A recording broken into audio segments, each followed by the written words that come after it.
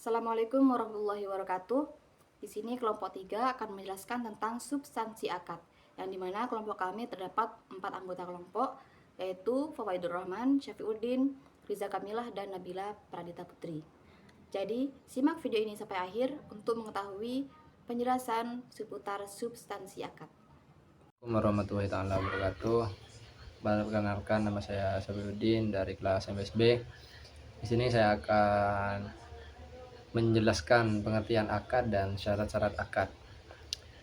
Akad merupakan kesepakatan dua kehendak untuk menimbulkan akibat-akibat hukum, baik merupa menimbulkan kewajiban, memindahkannya, mengalihkan maupun menghentikannya. Lanjut ke syarat akad. Yang pertama adalah akid atau subjek akad.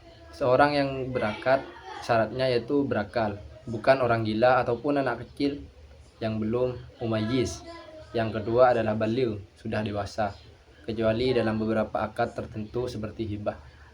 Dan akad tidak dipaksa, akad harus dilakukan dengan kerelaan. Yang keempat, memiliki pemenang dalam akad. Syarat yang kedua yaitu makut alaih atau objek akad seperti benda. Syaratnya berupa barang, halal menurut Islam, jelas dan bisa diserah terimakan. Yang ketiga syarat akad yaitu maudhu al-aqid, maksud mengadakan akad. Syaratnya yaitu mempunyai tujuan yang akad harus sesuai dengan syariat. Yang kedua, tidak ada unsur gharar atau ketidakjelasan. Dan yang keempat adalah syigat al-aqid atau pernyataan ijab qabul. Syaratnya ijab qabul harus jelas dan tegas, saling bersesuaian, dilakukan dalam satu majelis, dan tidak mengandung syarat yang batil. Mungkin itu saja yang dapat saya sampaikan. Assalamualaikum warahmatullahi wabarakatuh. Selanjutnya ada objek dan tujuan akad. Tujuan akad dalam hukum Islam, akad memiliki beberapa tujuan utama yang berfungsi untuk menjaga ketertiban dan keadilan dalam transaksi serta perjanjian antara pihak-pihak yang berakad. Yang pertama, mewujudkan kesepakatan yang sah dan mengikat. Akad yang berfungsi sebagai bentuk kesepakatan yang jelas antara para pihak sehingga masing-masing memahami hak dan kewajibannya.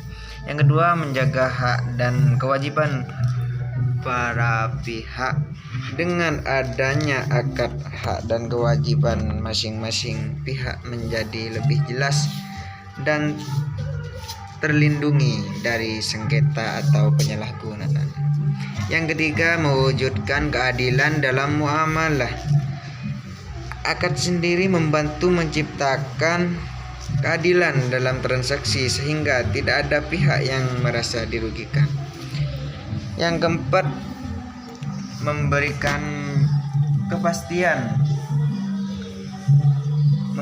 kepastian hukum dalam transaksi. Akad yang sah secara syariat dapat dijadikan dasar hukum untuk menyelesaikan perselisihan jika terjadi sengketa. Selanjutnya ada objek akad. Barang atau ain mutakawim, sesuatu yang memiliki wujud fisik, dapat dimiliki dan diperjualbelikan secara sah dalam Islam. Manfaat mutakawimah, hak untuk menggunakan sesuatu tanpa memiliki barangnya, seperti dalam akad sewa atau jasa.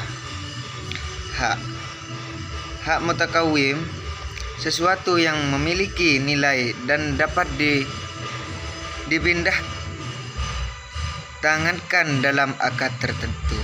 Saya akan menjelaskan tentang al-iradah al-aqliyah dan al-ujub al-iradah. Al-iradah artinya kehendak, yaitu perjanjian antara dua pihak yang didasarkan pada kesepakatan atau ijab qabul. Al-iradah al-aqliyah artinya kehendak yang rasional, sedangkan al-ujub al-iradah adalah cacat dalam kehendak. Unsur-unsur yang harus terpenuhi agar kehendak yang sah, yaitu 1. Kesadaran dan kecakapan hukum, artinya berakal dan baligh. Yang kedua, kebebasan dalam berkehendak, artinya tanpa adanya paksaan atau ikrah. Yang ketiga, pemahaman yang jelas terhadap akad. Artinya paham isi dan konsekuensi akad yang dilakukan. Selanjutnya yang kedua, al-uyub al-iradah, yaitu cacat dalam berkehendak. Bentuk cacat dalam kehendak yang memengaruhi akad yaitu 1. Ikrah atau paksaan. Contohnya, si Faisal punya sebidang tanah warisan. Kemudian ada orang kaya yang mau membeli tanahnya. Dengan ancaman jika Faisal tidak mau menjual kepadanya, maka si Faisal ini akan dikucilkan di kampungnya. Si Faisal takut, maka dia menjual pada si orang kaya itu. Maka ini akadnya tidak sah, karena si Faisal ini terpaksa menjual tanahnya kepada si orang kaya. Maka si Faisal bisa lapor ke pihak berwenang atau meminta bantuan masyarakat untuk menyelesaikan masalah secara adil. Yang kedua, ghalat atau kesalahan murni. Contohnya, si Barni mau membeli gula 2 kilo, tapi penjualnya gak sengaja kasih garam karena bungkusnya hampir sama. Maka akad ini bisa diperbaiki dengan datang ke warung, nukar lagi garam ke gula. Kalau si penjual tidak mau, seumpama, si Barni bisa membatalkan akad dengan mengembalikan garam dan uangnya. Yang ketiga, talrir atau penipuan.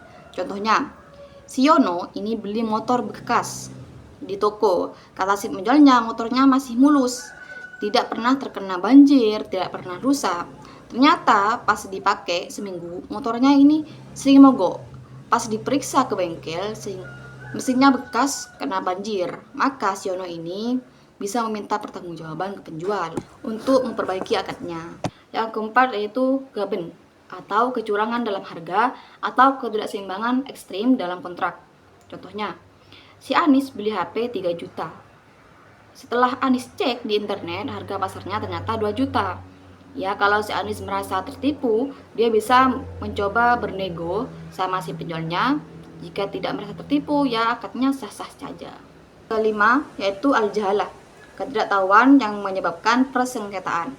Contohnya, si Budi menyewa kos tanpa tanya fasilitas lebih, hanya melihat kamarnya.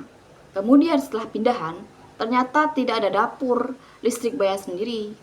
Nah, maka si Budi ini untuk memperbaiki akadnya karena tidak tahu kan bahwa fasilitasnya ini kurang. Maka si Budi bisa nego ke pemilik kos atau membatalkan sewanya. Yang terakhir, al-gharar atau ketidakjelasan dalam akad jual beli. Contoh, seorang membeli tiket konser dari pihak ketiga dengan harga murah tanpa tahu keaslian tiket. Setelah tiba di lokasi, ternyata tiketnya palsu dan tidak diizinkan masuk. Maka si pembeli dapat membatalkan akad ke si penjual tiket yang murah ini. Selanjutnya yaitu dampak al-iridah, al-akliyah, dan al-uyub al-iradah terhadap validitas akad. Berdasarkan pandangan fuqaha, akad yang dilakukan dengan al-iradah al-akliyah akan memiliki dampak hukum yang sah dan mengikat. Sebaliknya, akad yang mengandung al-uyub al-iradah bisa mengalami 3 kemungkinan. Yang pertama, sah dan mengikat jika cacat kehendak masih dalam batas yang bisa diperbaiki. Yang kedua, fasid atau rusak tetapi bisa diperbaiki. Yang ketiga, batal, tidak sah sejak awal. Dan yang terakhir, penggolongan akad. 1. Berdasarkan tujuan akad, yaitu akad tabarruk, akad tijarah. 2. Berdasarkan keabsahan akad. Yang pertama, akad syahih, akad ghairu syahih, akad fasid atau rusak, akad batil atau batal. Yang ketiga, berdasarkan ada atau tidaknya kompensasi, akad tabarruk dan akad tijarah. Yang keempat, berdasarkan objek akad, akad ujrah, akad ain. 5. Berdasarkan keterikatan akad, akad lazim, akad ghairu lazim. Yang terakhir, berdasarkan cara pelaksanaannya, akad muawadah dan akad tabarruk. Sekian presentasi kelompok kami, kurang lebihnya mohon maaf. Wassalamualaikum warahmatullahi wabarakatuh.